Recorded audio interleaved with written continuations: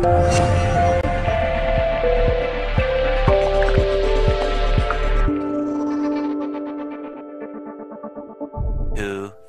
years later. Hello friend, সবাই কেমন আছো?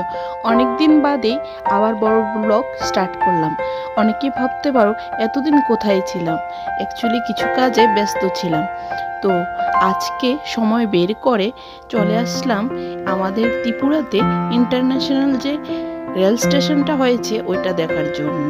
অ্যাকচুয়ালি এইদিকে একটা কাজ ছিল, সেই জন্যই আসা।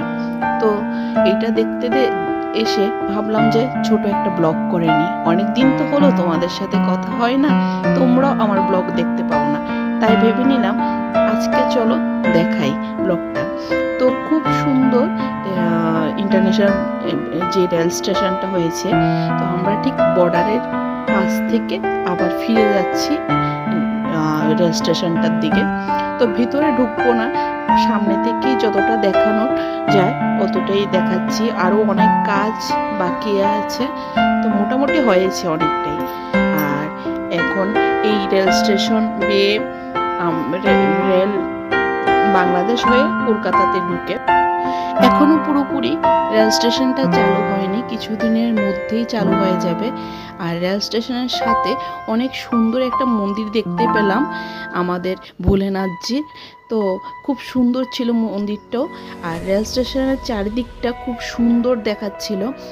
বিকেলবেলা যারা এই জায়গাতে আসবে, আমি কথা দিচ্ছি মন তাদের ঠিক ভালো হয়ে যাবে।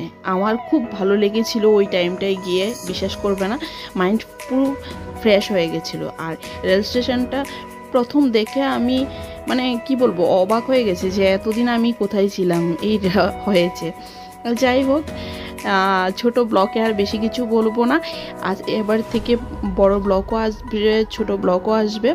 তো এভাবে আমার পাশে থেকো। আর এই রেল স্টেশনটাতে কে কে এসেছো অবশ্যই কমেন্ট করে জানিও। আর আমার ব্লগ এইবার থেকে সবাই দেখতে থেকো। আর এইখানে শেষ করছি, তাহলে দেখা হচ্ছে পরবর্তী ভিডিওতে। টাটা, সবাই ভালো থাকবে, সুস্থ থাকবে।